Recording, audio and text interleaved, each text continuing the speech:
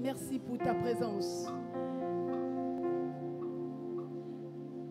Là où tu es, des grandes choses se passent. Nous croyons que ce matin et maintenant, que les grandes choses se passent. Merci. À présent, Seigneur, nous voulons écouter ta parole. Te prions de la bénir, de la sanctifier. Qu'elle soit esprit et vie. Qu'elle nous change, qu'elle nous fasse du bien, qu'elle nous délivre, qu'elle nous bénisse, qu'elle opère des miracles dans nos vies. Que nous ne sortions pas d'ici tels que nous étions venus. Parce que toi, Emmanuel, tu es avec nous. Pas pour chômer, mais pour opérer des grandes choses. Amen. Gloire soit rendue à toi. Au nom de Jésus, nous avons ainsi prié. Amen. Alléluia.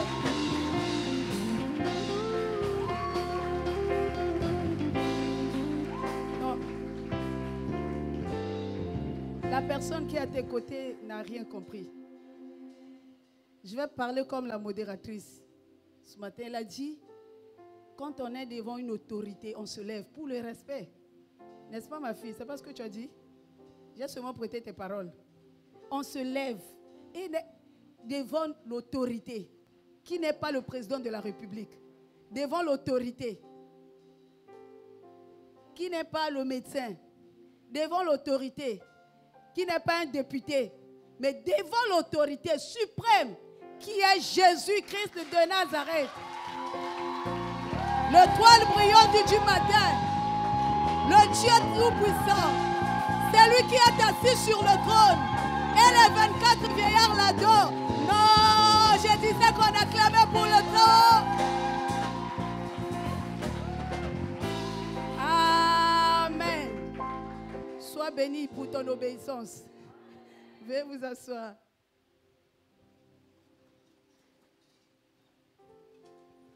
Je vais m'acquitter d'un devoir, celui de remercier d'abord Dieu qui m'a donné cette opportunité de parler encore devant vous ce matin. Que son nom soit glorifié. Je ne vous ai pas salué. Je vous salue dans le nom de Jésus. Je bénis le Seigneur premièrement. Ensuite, je bénis le Seigneur pour notre Père, l'apôtre Germain Diké, qui a reçu la vision, qui l'a acceptée, et nous voici en ces lieux. Il n'a pas seulement reçu la vision, mais il a accepté aussi que les femmes prêchent dans l'église. C'est un privilège. Amen. Je bénis aussi le Seigneur pour le couple Bédi, maman Anne-Marie et papa Aimé, que j'aime beaucoup. En tout cas, merci beaucoup pour la confiance. Que Dieu vous bénisse. Sans plus tarder, nous allons découvrir le message de ce matin. Je crois que Dieu est ici.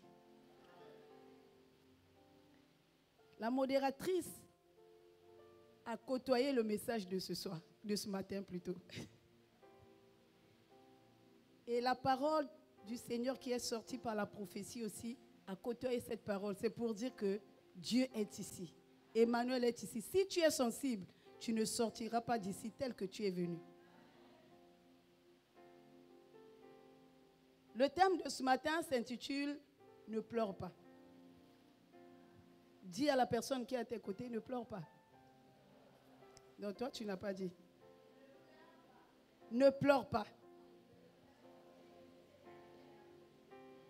Nous savons tous ce que veut dire pleurer.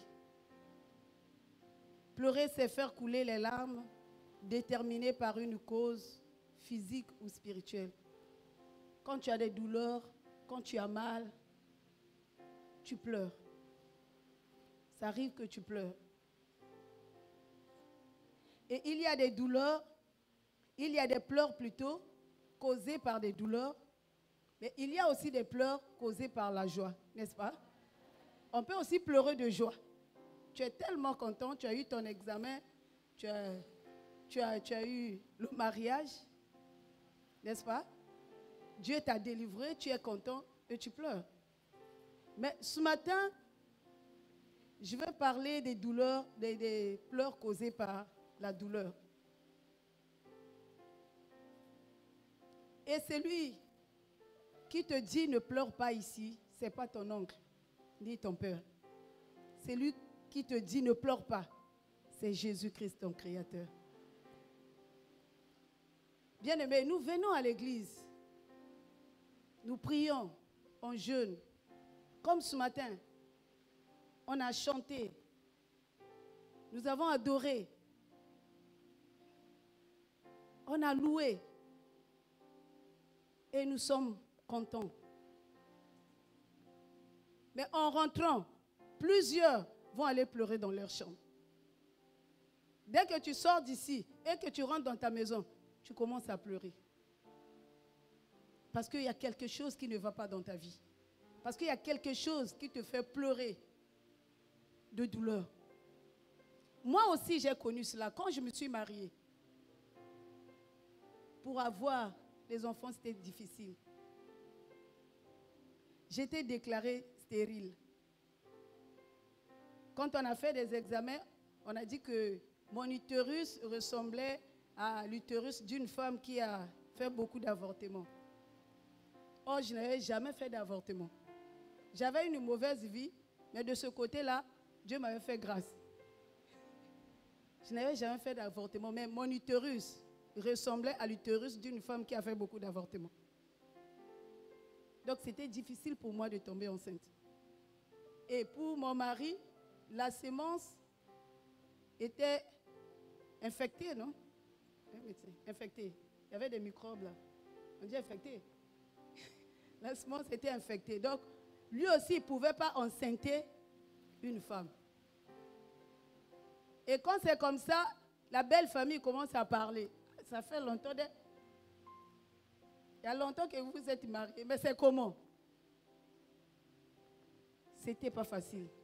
Et quand c'est comme ça, je rentrais, je venais à l'église et je dansais. Moi, j'aime danser pour le Seigneur. Ah, pour ça, je danse. De toutes mes forces, pour le Seigneur. Et quand je venais à l'église, je dansais. Je louais. Quand il s'agissait d'adorer, j'adorais. Mais quand je repartais dans ma chambre, je pleurais. Parce que l'enfant ne venait pas. Anne aussi a vécu cela. La mère de Samuel. On a dit qu'à Silo, pendant que les autres faisaient la fête, elle ne faisait que pleurer. Parce qu'elle avait une douleur. Et moi, je pleurais pourquoi? Parce que j'avais une douleur. Nous sommes nombreux ici à pleurer au retour de la maison. Mais ce matin, j'ai une bonne nouvelle pour toi de la part de Dieu. Dieu te dit, ne pleure pas. Non, c'est comme si tu ne m'as pas compris. Ne pleure pas.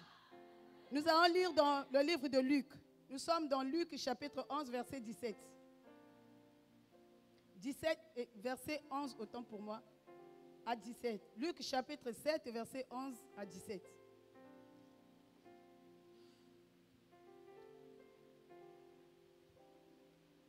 Luc chapitre 7, verset 11 à 17. Je lis au nom du Seigneur. Le jour suivant, Jésus alla dans une ville appelée Naïn. Ses disciples et une grande foule faisaient route avec lui. Lorsqu'il fut près de la porte de la ville, voici, on portait en terre un mort, fils unique de sa mère, qui était veuve. Et il y avait avec elle beaucoup de gens de la ville. Le Seigneur, l'ayant vu, c'est ce que la modératrice a dit ce matin, l'ayant vu, fut ému de compassion pour elle et lui dit, ne pleure pas. Il s'approcha et toucha le cercueil. Ceux qui le portaient s'arrêtèrent. Il dit, jeune homme, je te le dis, lève-toi.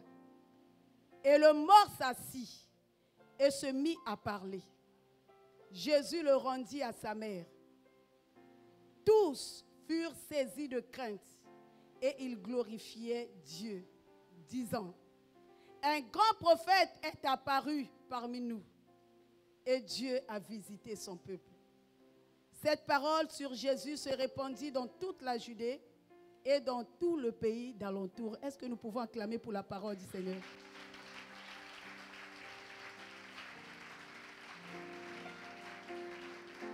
Amen.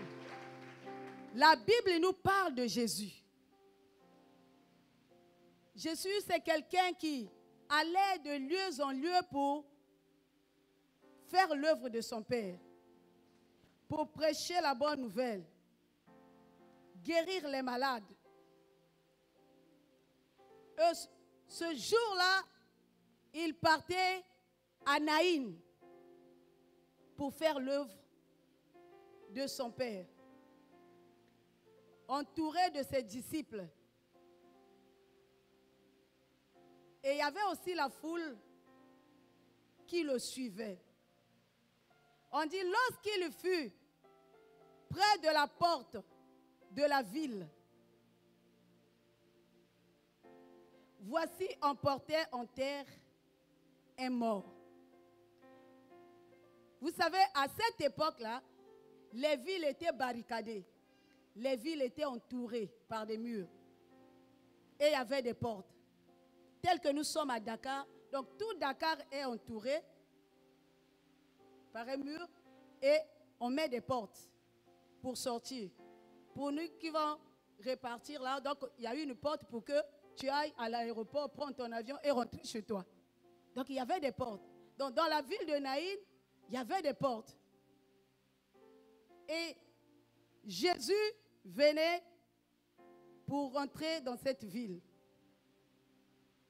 Et il y avait aussi le fils ou le mort qu'on emmenait pour sortir de la ville. Est-ce que je me fais comprendre? Et quand nous voyons bien concernant la Bible et la porte, qu'est-ce que la Bible nous dit? La Bible nous dit que Jésus, c'est la porte. Nous pouvons le lire dans Jean chapitre 10. Jean chapitre 10, verset 9. Jean 10, 9 nous dit, « Je suis la porte. Si quelqu'un entre par moi, il sera sauvé. Il entrera et il sortira. Et il trouvera des pâturages. » C'est Jésus qui parle. Là, on rejoint la prophétie de ce matin. Est-ce que quelqu'un est avec moi? La prophétie de ce matin, Jésus nous dit que je suis. Donc tu as compris, dit que je suis la guérison, je suis la porte, je suis la bénédiction. Tu ajoutes tes besoins là-dedans. Alléluia. La Bible dit je suis la porte. Et c'est Jésus qui parle. Il dit je suis la porte. Si quelqu'un entre par moi, il sera sauvé. Donc si tu passes par Jésus, si tu entres par Jésus qui est la porte, tu seras sauvé, tu seras délivré, tu seras changé, tu seras transformé parce qu'il est la porte. Alléluia. Et il dit, tu rentreras et tu sortiras. Je suis la porte. Tu rentreras et tu sortiras. Cela veut dire quoi? Que par Jésus, tu rentres pécheur, tu sors saint. Non, tu ne m'as pas compris. Je parle ici. Par Jésus, tu rentres pécheur et tu sors saint. Hier, papa nous disait que nous sommes des saints. J'ai vu des enfants ouvrir des yeux. Hé, papa est maintenant où? Non, tu rentres pécheur, tu sors saint. Tu rentres chômeur, tu sors travailleur. Tu rentres célibataire, tu sors marié. Non, est-ce que je parle à quelqu'un? Ça, c'est la porte qui est Jésus de Nazareth. Donc là, cet enfant devait passer par cette porte qui est Jésus. Vous savez, il y a des portes. Si tu rentres, tu es mort. Physiquement et spirituellement. Tu ne sors plus. Il y a des portes par lesquelles si tu rentres, tu ne sors plus. Tu es bloqué là-dedans. Les portes du péché. Les portes de la malédiction. les portes de blocage. Tu rentres là, tu es bloqué. Tu ne peux plus sortir. Mais la porte qui est Jésus, tu rentreras et tu sortiras. Alléluia. Tu rentreras bloqué, mais tu sortiras délivré. Et Jésus était là. À la porte. En emmenant en terre l'enfant, le fils unique de la veuve. Cette femme était mariée. Elle a perdu son mari. Elle est restée veuve avec son fils. Certainement, son fils était son unique espoir. C'est son fils qui faisait sa joie. C'est son fils qui l'aidait. C'est son fils qui comblait un peu le vide qui était dans son cœur. Et certainement, quand elle était abattue et qu'elle regardait son fils, ça lui redonnait des forces. C'est son fils qui lui donnait la joie de vivre, de continuer à se battre. Mais voilà que la mort va aussi frapper ce fils. Alléluia. Cette femme était inconsolable. Inconsolable. On nous dit qu'elle était entourée des gens de la ville. Mais malgré la présence de ces personnes, cette femme n'était pas consolée. Malgré les paroles mielleuses, les paroles douces qu'on pouvait lui dire, elle n'était pas consolée. Ça ne fait rien, Dieu a donné, Dieu a repris. C'est facile de le dire, mais le vivre, c'est compliqué, bien-aimé. Elle pouvait entendre, Dieu a donné, Dieu a repris, que l'honneur lui revienne.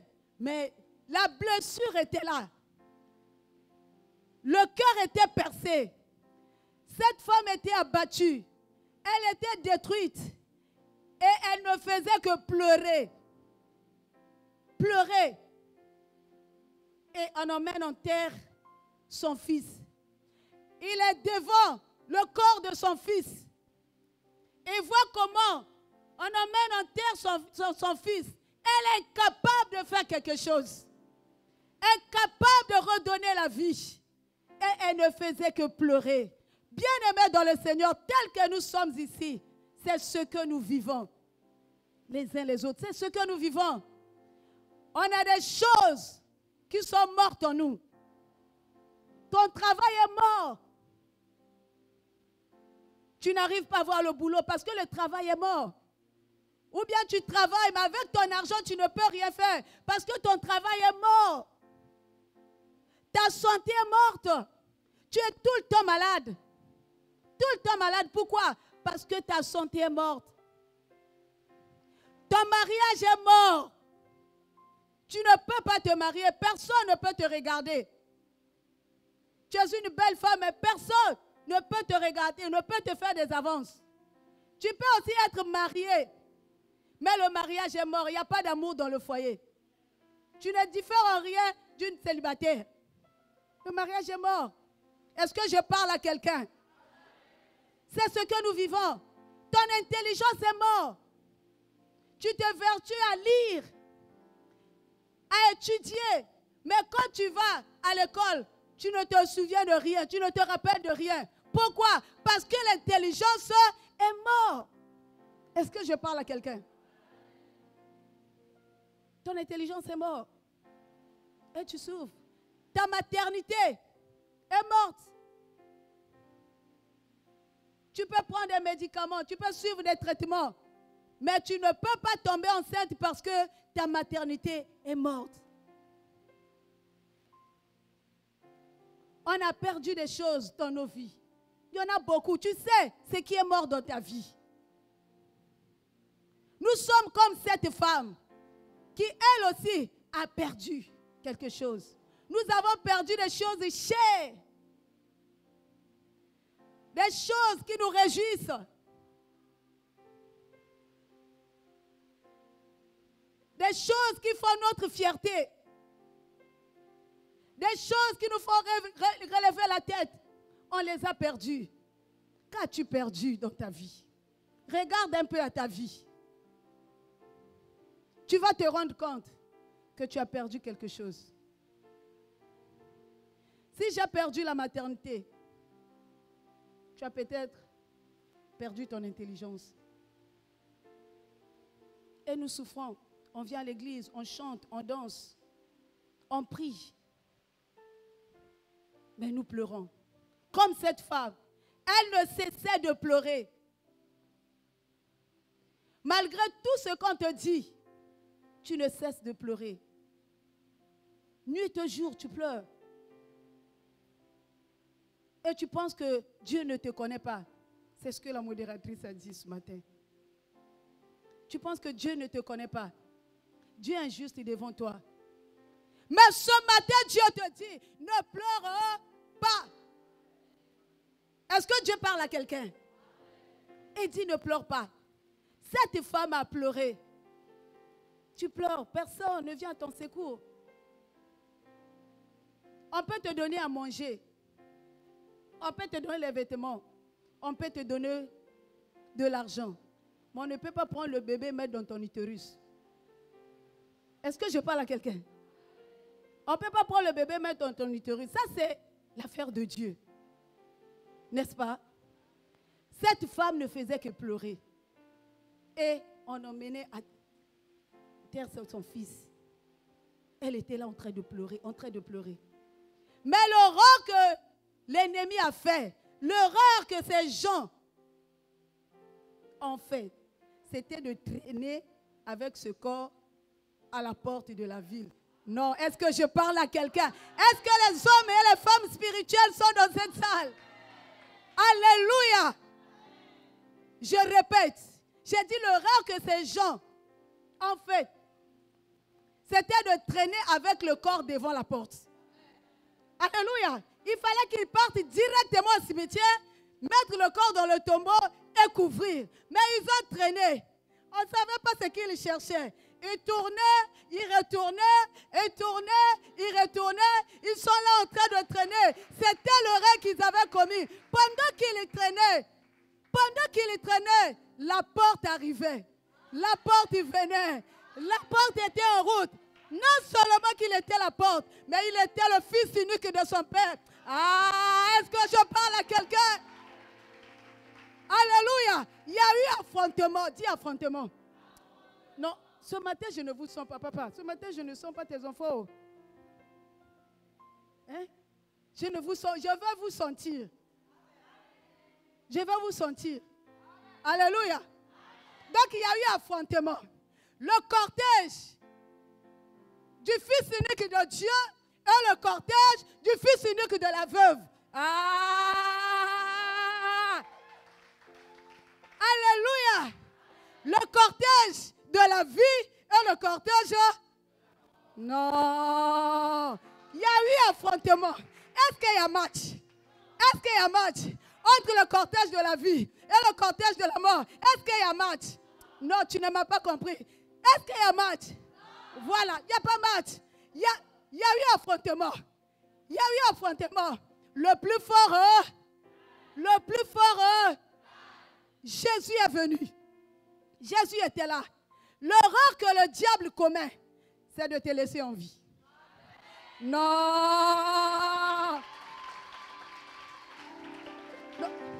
Je sens Dieu, je sens Dieu. Je veux que tu rentres dans cette onction. Je sens Dieu. L'erreur que l'ennemi commet, c'est de te laisser en vie. S'il était sage, qu'il te tue et qu'on t'enterre déjà, pourquoi on n'en parle plus de toi? Mais comme tu vis encore, tu es dangereux. Non, est-ce que je parle à quelqu'un? Comme tu vis encore, tu es dangereux. Comme tu vis encore, quelque chose peut se passer. Et le voilà apparaître. Jésus est là, devant la femme qui était en train de pleurer. Jésus est devant elle. Elle est en train de pleurer. Jésus arrête le cortège. La femme était en train de pleurer. Le verset 13 nous dit ceci. Le Seigneur l'ayant vu, fut ému de compassion pour elle. Fut ému de compassion pour elle. Le Seigneur l'ayant vu, fut ému de compassion pour elle. Quand Jésus a vu cette femme, il a vite compris que c'est une femme qui souffrait. C'est une femme qui avait une grande douleur dans son cœur. C'est une femme qui avait perdu son mari et elle vient encore de perdre son fils unique. Jésus a eu compassion d'elle. On dit Jésus l'ayant vu. Le regard de Jésus. Jésus ne regarde pas comme nous. Jésus ne regarde pas comme tout le monde. Quand il te regarde, il voit ta souffrance et il fait un calendrier. Quand il te regarde, il voit ta souffrance et il fait un programme. Quand il te regarde, il se met en mouvement. Il a regardé cette femme et il a eu la compassion pour elle. Ce matin, je veux que Jésus te regarde. Qu'il te regarde ce matin. Parce que quand il te regarde, quelque chose se passe. Il a eu la compassion pour cette femme. Il ne s'est pas arrêté là. Et il dit à la femme, ne pleure pas. Femme, ne pleure pas. Certainement, cette femme l'a regardé.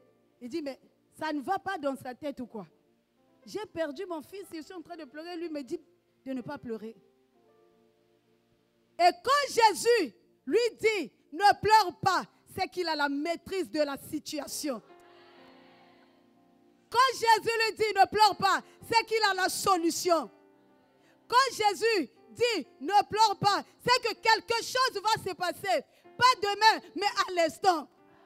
Voilà pourquoi ce matin, il te dit, ne pleure pas. Parce qu'il connaît ta situation. Parce qu'il a la maîtrise de ta situation. Parce qu'il veut faire quelque chose dans ta vie ce matin.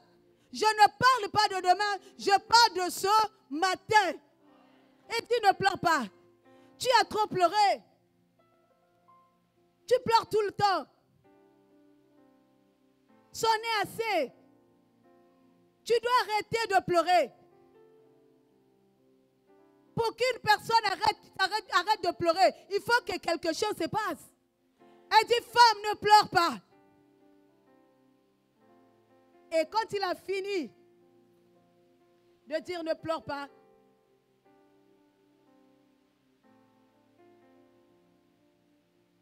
il s'est approché du cercueil.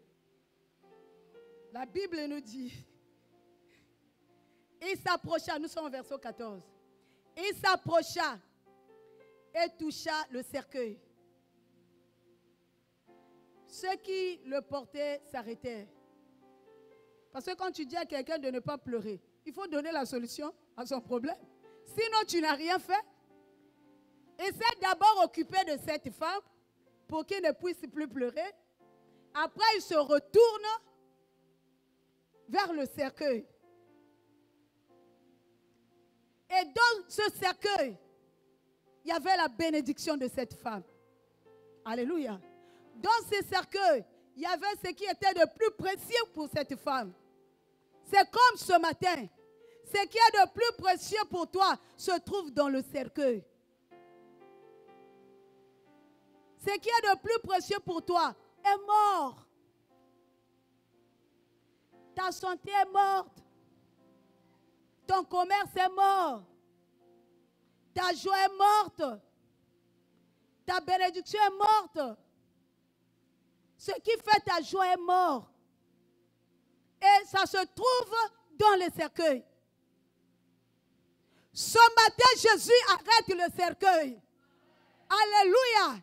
Il touche le cercueil et il dit à ceux qui l'emmenaient de s'arrêter. Ce qui est à toi, qui est dans le cercueil, qu'on a mis dans le cercueil, et on est en train de l'emmener au cimetière. Ce matin, Jésus arrête ces gens pour dire, arrêtez-vous. Ce qui est à toi est entre les mains des sorciers. Jésus arrête ces sorciers. Ce qui est à toi est entre les mains des marabouts. Jésus arrête ces marabouts. Ce qui est à toi est entre les mains des magiciens. Jésus les arrête. Alléluia. Et quand Jésus parle, tout lui obéit. Jésus ne parle pas comme un homme ordinaire. Quand il parle, il y a des grandes choses qui se passent.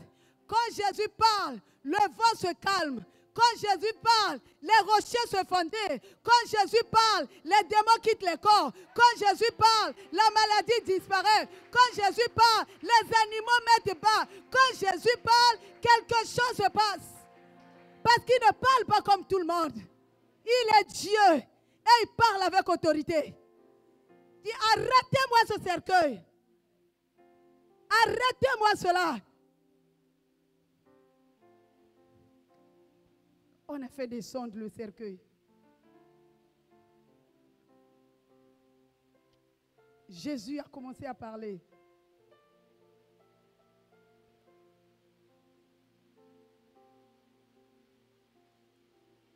Il dit, nous sommes toujours au verset 14. Il dit, c'est Jésus qui parle. Jeune homme, avec autorité, avec audace, avec vivacité. Jeune homme, je te le dis, lève-toi. Jeune homme, je te le dis, lève-toi. Ce jeune homme était allongé dans le cercueil, mort. Il n'avait plus de vie. Jésus ne s'est pas adressé à la mort. Non, est-ce que quelqu'un me comprend? Est-ce que quelqu'un me comprend? Jésus ne s'est pas adressé à la mort. Ça, c'est un perdant. Chasser encore la mort. Non, ça, c'est un père. Il ne s'est pas adressé à la mort. Il s'est adressé à l'enfant. Il dit, jeune homme, je te le dis. C'est comme s'il n'était pas mort. C'est comme s'il était assis. C'est comme s'il était allongé. Pendant que les gens voyaient la mort dans la vie de cet enfant, Jésus voyait un enfant qui dort. Alléluia. Jésus voyait un enfant qui dort. Voilà pourquoi il pouvait dire, jeune homme, je te le dis, lève-toi. Quand Jésus a fini de parler, la Bible nous dit que l'enfant s'est assis. Est-ce que nous pouvons acclamer pour Jésus?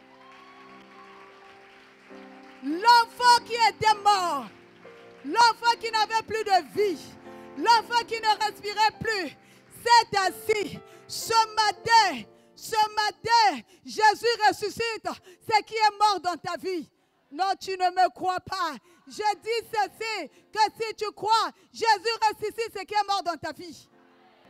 Quel que soit ce qui est mort en toi, quel que soit ce qui ne va pas dans ta vie, ce matin, Jésus a le pouvoir. Jésus a le pouvoir de ressusciter cela. Est-ce que quelqu'un me croit? Jésus a le pouvoir de ressusciter cela. Quel que soit ce qui est mort. Même tes projets qui sont morts, Jésus est capable de les ressusciter. Jésus est capable de ressusciter ton mariage. Jésus est capable de ressusciter ton bonheur. Jésus est capable de ressusciter ton avenir qui est hypothéqué. Il est capable de le faire parce qu'il est la résurrection et la vie.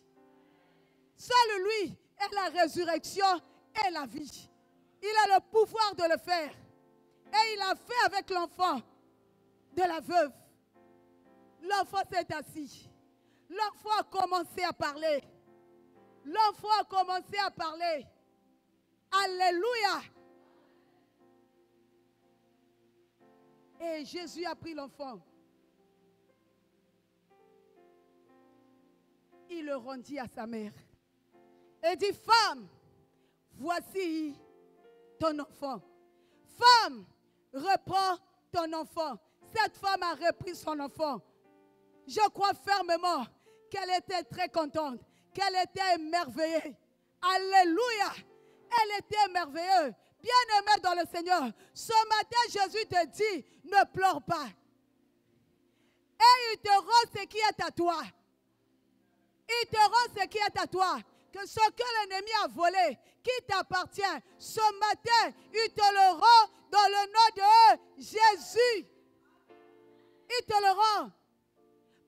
est Dieu.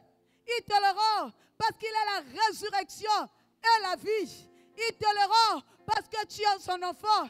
Il te le rend parce qu'il veut te faire du bien. Il te le rend parce qu'il ne veut pas ta souffrance. Il te rend ce que l'ennemi t'a volé. Il te rend ce que l'ennemi a tué. Mais il ne te le rend pas mort, mais vivant. Est-ce que je parle à quelqu'un? Il ne te le rend pas mort, mais vivant. Cette femme a pris son enfant. Cette femme était contente. Elle qui pleurait de douleur, elle pouvait pleurer de joie. J'imagine comment elle pleurait de joie. Il guérit la maladie, ressuscite les morts. Il est puissant pour sauver, il ne change pas. Dieu va faire des miracles, des prodiges. Alléluia! C'était sa joie. Et dit, il guérit les maladies, il guérit les malades, il ressuscite les morts. Elle pouvait dire comme Job, ce que mon oreille avait entendu, mes yeux l'ont vu. Est-ce que je parle à quelqu'un? Alléluia!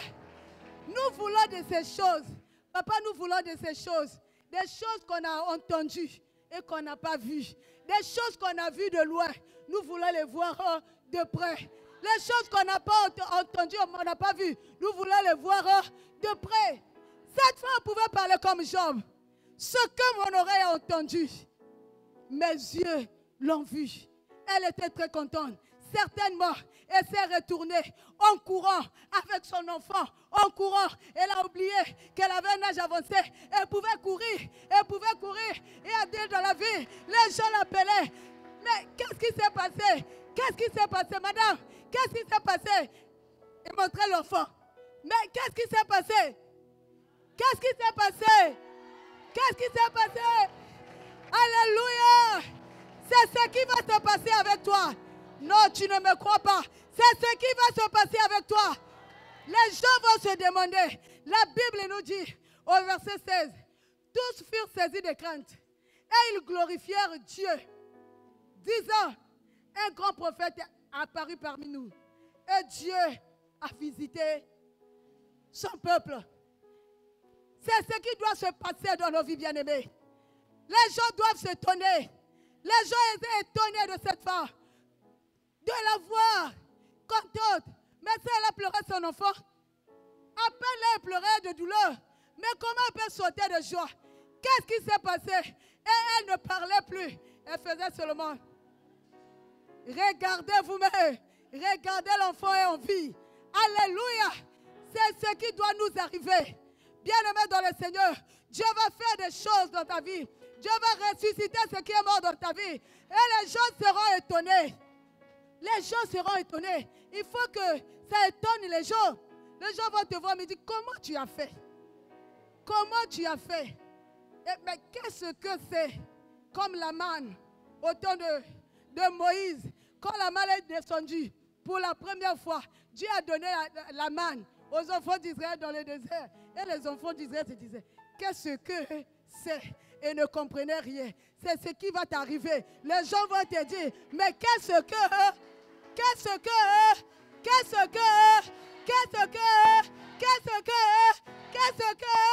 alléluia. Les gens vont s'étonner. Ils vont dire, mais même les sorciers de ta famille, on va dire, mais celui-là on l'a bloqué. On a dit qu'il ne va pas se marier. On l'a pris, on l'a mis dans la bouteille. On a pris la bouteille, on a mis sous la mer et on a mis le sable. Mais qu'est-ce que c'est? Comment il est sorti? Le ressuscité du troisième jour va te ressusciter. Alléluia. On va te voir aussi au casino, à Auchan, en train de pousser les chariots, bien remplis. Il y a des choses que tu prends, mais d'autres que tu ne prends pas. Non. En train de pousser, on dit, mais celui-là, on le voyait seulement dans le marché le samedi. Mais qu'est-ce qui s'est passé? Qu'est-ce que c'est? Mais qu'est-ce qui s'est passé? Mais lui, on le voyait seulement à Castor. C'est Castor, merci maman.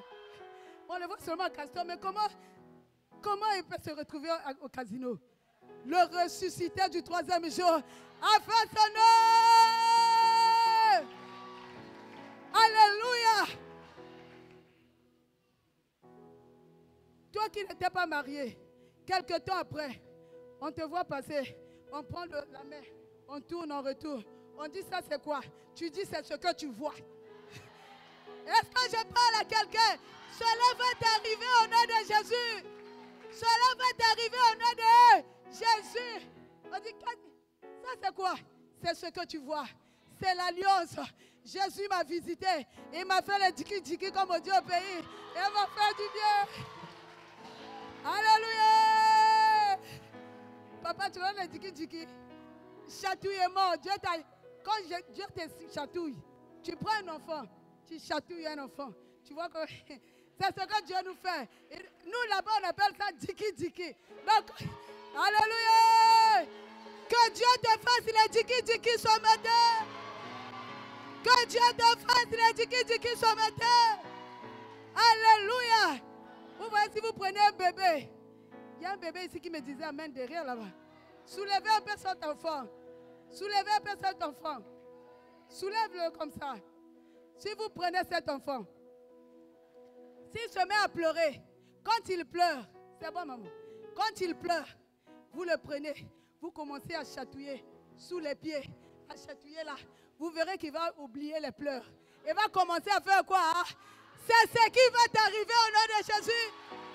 Jésus te fait le diki-diki ce matin. Alléluia. Il faut que les gens se tournent de nous. Il faut que les gens se tournent de ce qui nous arrive. Ou bien, sinon on a Dieu ou on n'a pas Dieu. Mais la différence doit exister. Le chrétien ne doit pas pleurer tout le temps. Il y a un temps pour pleurer et il y a un temps pour rire. Mais si tous les temps tu pleures, non, ça ne marche pas. Donc tu ne connais pas le véritable Dieu. C'est lui qui a dit dans sa parole qu'il y a un temps pour pleurer, il y a un temps pour rire. Donc je ne dois pas pleurer tout le temps. Il faut que ça change. Aujourd'hui, je peux pleurer. Ce qui est bien avec le chrétien, c'est qu'il peut pleurer aujourd'hui. Il peut manquer à manger aujourd'hui. Demain, il manque. Après un mois, il manque. Après une année, il manque. Après 2 ans, il manque. Tiens-toi tranquille. Mais l'année qui suivra, quelque chose se passera. Parce que c'est sa parole qui est là. Bien-aimé, ne pleure pas. Jésus te dit ce matin, ne pleure pas. Parce qu'il est celui qui suit. Je suis ta délivrance. Je suis ta guérison. Je suis ta bénédiction. Je suis ta joie. Je suis ton bonheur. Je suis ton avenir. Il est celui qui suit. Il n'a pas changé. Ce qu'il a fait avec cette femme, il le fait avec toi ce matin. Si tu ne crois pas, je crois à ta place. Il le fait avec toi ce matin. Je me souviens d'une femme pour chuter. On a emmené cette femme à l'église chez nous, au Congo. Cette femme était très malade. Sa santé était morte. Sa santé était dans le cercueil. Cette femme a souffert pendant 27 ans. Des maux d'estomac. Donc son estomac était détruit. On appelle ça la phase terminale. L'ulcère d'estomac. L'estomac était détruit. Elle s'est mariée avec son mari. Ils ont eu 2 enfants. Après, elle est tombée malade.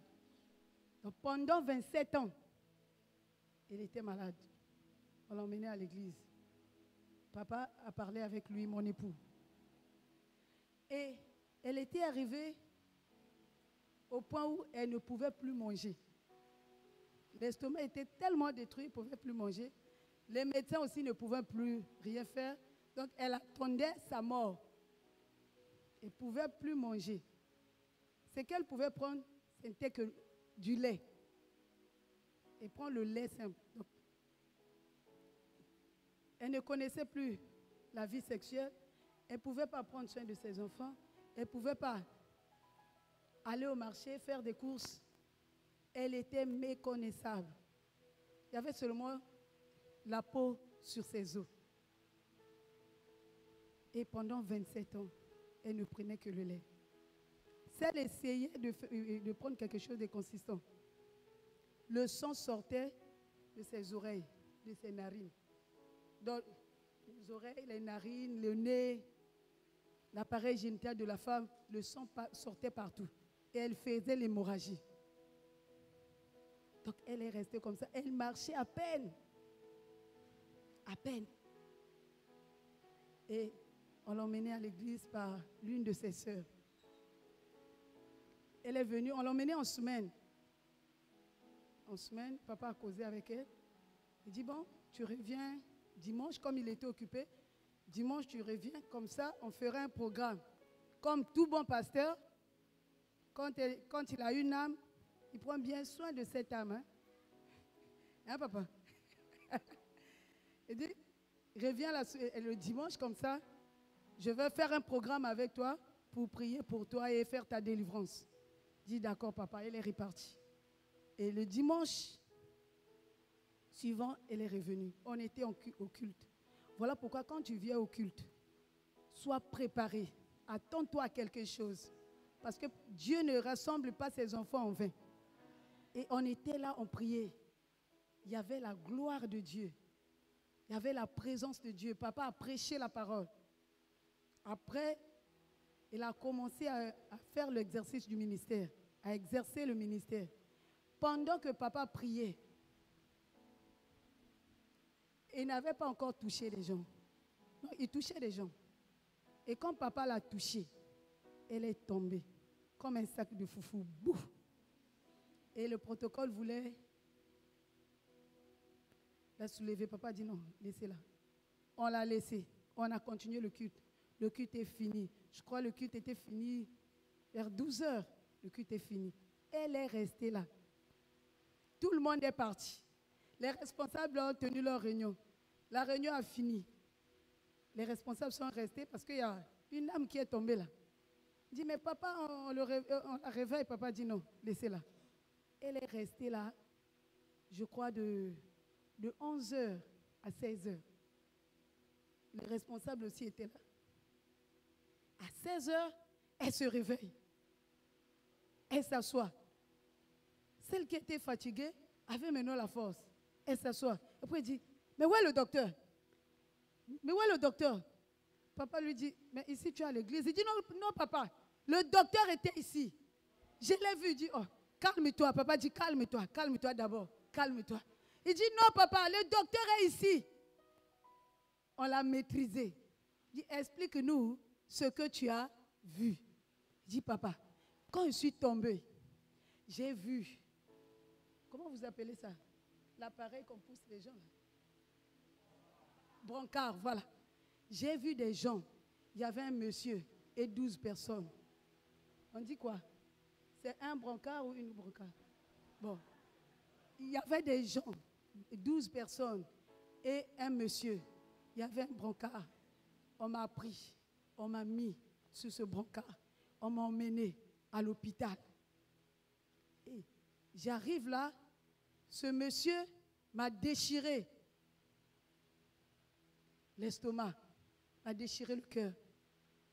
Et il y avait des gens. Il dit, je sors ton estomac. Il sort l'estomac. Il me montre cet estomac qui était crevassé. C'était noir. Il dit, regarde, je sors ça. Il prend un autre estomac. Il lui montre. Il dit, regarde, ça c'est neuf. Je remplace ton estomac. Il prend, il met. Après, il court. Et il dit, tu peux repartir. Il dit, quand ce monsieur s'est retourné, j'ai vu sur sa tenue, sur sa blouse, médecin des médecins. Et il dit à papa, il dit, papa, je suis guéri. Là, moi-même, je l'ai vu. Je suis guéri. En rentrant là, je vais manger le foufou. Papa dit, calme-toi, calme-toi, calme-toi, ne mange pas le foufou. Il dit, papa, je suis guéri. Papa dit, bon, ce qu'on va faire, ne mange pas le foufou. Tu vas d'abord manger le poisson avec les légumes. Il dit, d'accord, papa. Elle est rentrée. Le lendemain, elle est partie au marché, elle a acheté le poisson et les légumes. Dis non, moi le médecin m'a déjà guéri, moi c'est le foufou que je veux manger. Elle achète le poisson et les légumes, elle ajoute le foufou. Et elle vient, c'est elle-même qui prépare, elle qui ne préparait même plus. Elle prépare son poisson avec les légumes. Elle fait aussi le foufou. Elle met un peu de piment. Elle dit là, je suis guérie. Elle mange et le foufou, et le poisson, et les légumes, et le piment. Elle a bien digéré et elle a bien dormi. Et elle a couru vers papa. On était à la maison. Il dit, papa, je suis guérie. Je te l'avais dit, non, que je suis guérie. Tu m'as dit de manger le poisson et les légumes. Mais j'ai ajouté le foufou et le piment. Je suis délivrée. Alléluia. C'est ce que Dieu est capable de faire. Le Dieu que tu as accepté, le Dieu que tu as reçu, le Dieu que tu sers, il est capable de faire de telles choses. Voilà pourquoi ce matin, si tu le crois avec moi, tu seras délivré. Quelque chose va se passer dans ta vie. Est-ce que tu peux élever ta voix et bénir le Seigneur? Commence à dire merci au Seigneur.